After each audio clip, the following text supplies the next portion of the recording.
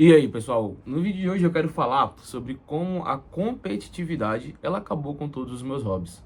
Basicamente, é esse o gancho inicial e agora a gente tem que contextualizar para isso fazer sentido, é óbvio. Mas eu fui uma pessoa que eu cresci na minha infância, eu era muito ruim em quase todos os esportes. Quase todos os esportes eu era muito ruim. Eu era ruim jogando bola, qualquer esporte você imaginar quando você é criança, eu era muito ruim. Então eu era o último a ser escolhido, né, para jogar bola. Eu só jogava quando sobrava ou eu era o dono da bola. Então eu era esse nível de ruindade, né, jogando, praticando algum tipo de esporte barra brincadeira. Mas acontece que isso tem um reflexo muito grande em como eu me tornei depois, né? Porque isso na minha cabeça, cara, eu não fui colocando de forma inconsciente de que eu tinha que ser bom para poder ser escolhido, que eu tinha que ser bom para poder fazer parte. Só que aí existia uma outra coisa que era assim o meu hobby, o meu lugar, o meu canto de aconchego, que eram os jogos, mas não os jogos físicos, não, os jogos digitais. Então, desde muito novo, eu tenho uma habilidade, uma facilidade muito grande com jogos. E dentro desse mundo dos jogos, eu me descobri que eu era muito bom, né? Eu era bem acima da média da maioria das pessoas que eram ao meu redor. E isso mudava um pouco a mecânica, né? Tipo, eu era muito ruim jogando bola, mas eu era muito bom jogando bola no videogame. E assim se repetiu por vários outros jogos. Até chegar a pontos de, né, os meus amigos próximos ali da minha infância não quererem mais jogar comigo. Era assim, era uma discrepância de nível tão grande que eles não gostavam mais de jogar porque eles sabiam que eles iam perder. E eles não queriam perder. Do mesmo jeito que eu não queria, né, perder lá no jogo de bola de verdade, mas eu sabia que eu era ruim. Mas mesmo assim eu fazia o possível para fazer parte. Mas então acabou que teve esse início de moldagem e que na altura, obviamente, eu não percebia essas coisas. Mas agora, parando para refletir muito mais sobre a minha vida, minha infância, minha adolescência, o meu crescimento, esse desenvolvimento, esse autoconhecimento, eu estou tentando buscar entender quais foram os pontos que engatilharam determinadas coisas, né? E esse foi um dos meios, né? Então, o meu grande diferencial era fazer coisas que não era comum para aquela grupo de pessoas que me rodeavam. Então, entender bastante de computadores, entender bastante de jogos, jogar muito bem. Esse era um mundo que não era o mundo das pessoas ao meu redor. Mas esse acabou sendo o meu mundo. Era uma coisa que eu me destacava, era uma coisa que eu tinha facilidade e um diferencial, né? Isso me tornava, de certa forma, útil, importante naquele contexto, para aquelas coisas. Só que aí vem um conceito da competitividade, né? E como a competitividade ela matou os meus hobbies. Porque eu jogava, e eu gostava de jogar, pelo simples prazer de jogar, né? Era o meu ponto de ficar feliz. Eu gostava, eu adorava jogar. E eu jogava todos os tipos de jogos que você imaginar, todos, todos. Eu tinha, obviamente, preferência para jogar futebol, videogame, e todos os jogos de RPG. Eu adorava jogo de RPG. Mas aos poucos eu fui deixando jogos de RPG, jogos de single play, jogos de pessoas que jogavam sozinho, para finalizar, e fui trocando por jogos competitivos. Então fui jogando cada vez mais futebol, só que agora eu estava jogando futebol a nível competitivo. Eu jogava Naruto, um jogo de luta, mas de forma competitiva. Ou seja, o meu padrão de jogo começou a ser jogos que eu jogava contra alguma outra pessoa. E essa competitividade, ou seja, esse tesão, ele estava intrínseco, né? Você sente esse prazer em você jogar contra alguém e você ser o vitorioso, né? Eu jogava outras coisas que eu era ruim, eu não conseguia vencer, mas em coisas que eu não conseguia vencer e gostava, eu jogava tanto até começar a aprender, até começar a chegar no nível minimamente ali adequado, né? Só que essa mistura de hobby com competitividade moldou a minha cabeça para o que desempenhou várias outras coisas, né? Porque primeiro que na minha cabeça veio sempre essa associação de que eu tinha que ser útil, né? Eu tinha que ser bom para ser escolhido, né? Isso era muito claro, porque se eu não fosse bom eu não era escolhido para jogar, para pertencer. Então o jogo, né, o hobby e a competitividade, ela deixa isso escancarado. E o outro ponto é que dentro do universo dos jogos, a gente também tem muita seletividade, né? Então, a gente acabou fazendo os nossos próprios grupos, as nossas próprias regras, e a gente acaba replicando uma coisa que a gente não era para replicar, né? Que é um comportamento competitivo tóxico nocivo, na qual a gente escolhia pessoas com base em desempenho, e puramente em base em desempenho, né? Então, a gente tem aí agora uma tríade, né? Que era para ser um hobby, mas aí a gente tem a competitividade tóxica excessiva, e a gente tem, de novo, aqui atrelado a performance, né? O grande nome performance. E a minha adolescência toda foi baseada nisso, né? Minha primeira namorada veio por conta de eu ser um bom jogador, esse universo como todo. E eu joguei muito, joguei competitivo, eu era muito novo. Acho que eu comecei a jogar competitivamente com 14 anos, 15, 16. E eu já me cobrava, tipo assim, era um absurdo, porque era onde eu me sentia bem, me sentia feliz, era um diferencial. Mas eu não tinha tanto apoio, né, da minha família, eles não entendiam muito bem. Mas sempre encorajava, falava... Tipo, as coisas falavam que eles entendiam, para falar era... joga aí, continua jogando.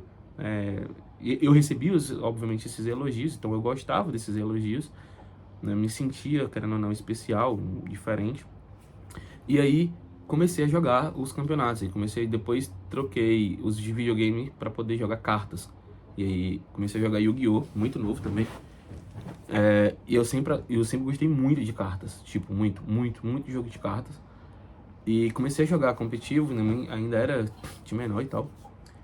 E comecei a ganhar campeonatos, comecei a participar. Só que, tipo assim, tudo isso ele vinha sempre culminando de uma excessividade. Era como se aquele hobby, aquela coisa específica, ela virasse a minha vida. Então, 100% do meu tempo eu virava aquilo. E porque lá eu me sentia bem, eu me sentia pertencente, eu me sentia em um nível muito, muito maior, né? Muito diferente, muito além. E obviamente que isso muda as pessoas que eu conheço. Muitas das pessoas que eu conheço é desse período. Muitos grandes amigos meus pessoais são desse período. E em alguns deles, assim, é muito nítido que eles conseguiram deixar passar esse excesso da competitividade.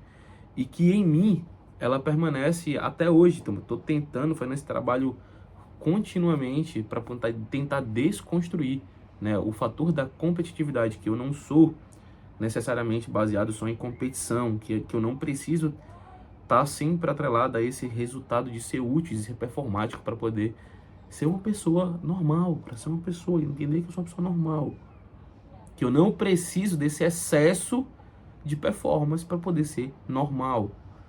E aí vem os outros bugs, né, da cabeça, tá, mas eu vou ser só uma pessoa normal? E eu tô falando desses hobbies porque desde então eu não consegui ter mais nenhum tipo de hobby, eu não tive nem interesse por nenhum outro tipo de hobby que não fosse de maneira competitiva, ou que eu não conseguisse desempenhar isso de uma maneira muito, muito alta. E aí provavelmente deve ter um monte de coisa para minha psicóloga tratar, né, com várias inseguranças, fragilidades emocionais, apegos e sei lá quais são os outros termos corretos para esse momento, mas provavelmente você também possa ter passado por algum tipo de coisa semelhante, né? Não necessariamente com os jogos, o meu caso foi com os jogos, mas a gente tem a cobrança dentro do serviço doméstico, para quem teve esse excesso de cobrança, a gente tem pelos próprios estudos, e enfim, a gente foi condicionado a ter recebido algumas migalhas de atenção por ter feito determinadas coisas, e acabou que muita gente absorveu isso como um padrão. Eu absorvi isso como um padrão, né? Então, é óbvio que eu me sinto muito bem quando eu tô competindo, quando eu tô tendo resultados, e eu me sinto muito mal quando eu não tô tendo bons resultados. Então, a parte da competitividade tóxica, que eu acredito, é quando a gente deixa de sentir o prazer pelo ato de executar, né? Então, assim, eu jogar não me dá prazer por si só. Eu competir naquele jogo e vencer me dá o prazer. Então, eu tô tentando desconstruir isso e voltar a ter o prazer só pelo jogo, né? Ou seja, porque se é uma coisa que eu gostava, então eu tenho que voltar a sentir o prazer pelo jogo e não pela competição. É muito difícil, é muito complexo, é muito complicado, porque desde que eu me entendo por gente, eu acho que quase tudo na minha vida foi baseado em competição, em competitividade. o próprio ambiente como um todo era muito competitivo, né? A gente tinha que dar um jeito, primeiro, de chamar atenção, segundo, de ser bom, terceiro, de ser eficiente. E isso se replicou para o mercado de trabalho, né, nos próprias buscas por meta, por busca de bater número, por desempenhar os produtos, criar produto, mas não só qualquer produto, o melhor produto, não lançar canais, mas lançar os melhores canais. E esse excesso de performance com a competitividade, porque querendo ou não, se coloca num grupo de outras pessoas que fazem também a mesma coisa, você acaba, querendo ou não, competindo com essas pessoas. E o quanto isso molda, né? E o quanto isso é prejudicial, o quanto isso é complexo. Eu não tenho outras palavras para esse momento, além de complexidade, uma grande complexidade, né? O ato e o fator competitividade, junto nesse mesclado de performance e junto com o hobby. Eu tô falando do hobby porque o hobby era para ser uma coisa que é prazerosa, né? Você faz para te distrair, para trazer o prazer. E no meu caso, o hobby, ele sempre teve atrelado à performance, porque eu fui essa pessoa performática e competitiva por todo o tempo da minha vida. Só que nesse estado atual, eu não me sinto mais, né, nesse momento, né, com essa visão de performance, e eu tô tentando fazer essa troca de chave.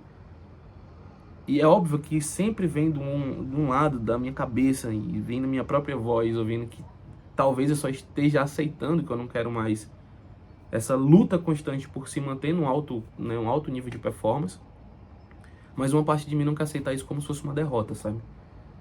Uma parte de mim ainda acha que talvez seja só uma maneira de, ó, tá se aposentando e não sei o que, não vai mais conseguir entregar, não vai conseguir mais ser performático, não vai mais conseguir ser reconhecida. Só que uma outra parte de mim já tá muito cansada. Tipo, muito, muito cansada de só buscar performance, buscar alto nível, sabe? E aí, o que era o assunto principal, que eram os hobbies, que acabaram sendo os hobbies, né? A gente vai ter que falar de outro. E eu tô buscando novos hobbies. Então, se você tem uma dica, uma sugestão de novos possíveis hobbies que eu possa vir a experimentar, deixa aqui nos comentários. Eu não sei qual é o hobby que você pratica, se você pratica um hobby, ou se você não pratica algum hobby. Eu pretendo começar a tocar algum instrumento. Eu acho que isso é uma coisa que me faz bem, a música me faz bem, e eu acho que eu quero acreditar que eu não me sentiria pressionado a desenvolver uma grande performance, uma performance competitiva. Eu tendo a crer que eu não faria isso, mesmo me conhecendo, e provavelmente a minha cabeça ela começa a trabalhar, né, competições. Mas acho que algum instrumento musical, talvez. Escrever, eu já voltei a escrever um pouco, mas eu não tenho tanta facilidade com mobilidade fina, né, como é que se fala, movimentos finos. Sou meio bruto, meio ogro. Mas é isso, estou aceitando recomendação. Se você tem um hobby para me indicar, deixa aqui nos comentários. Se isso fez algum sentido para você, também deixa algum comentário. E esse foi o papo de hoje, assim, bem mais aleatório também, mas que eu precisava ser dito, porque eu acho que esse excesso de competitividade está deixando todo mundo louco. É isso.